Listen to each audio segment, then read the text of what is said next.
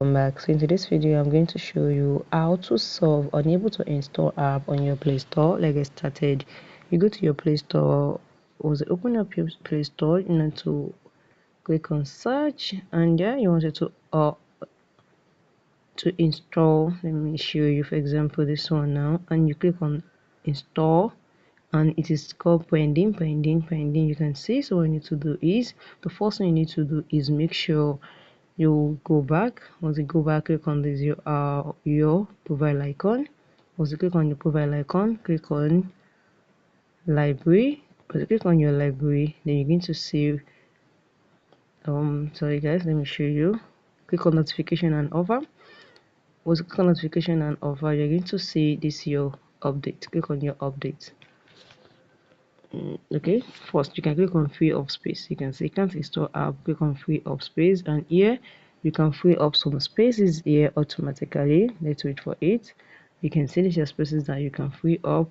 You can free up some spaces, and once you are done, click on continue. Then you'll be able to check if you are still able to install some app. If it's still not did not do, the other thing you can do is go to your profile icon, click on it. Once you click on it, click on manage app and device. Click on manage app and device. Then you're going to see, let me show you. So you can check it there and click on manage app and device. Also click on it, just click on update. Also click on update.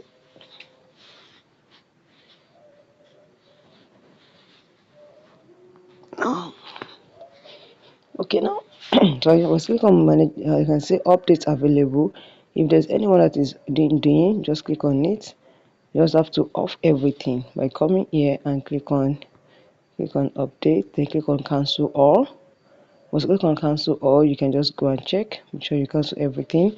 You can go and check. Once you go and check, then you'll be able to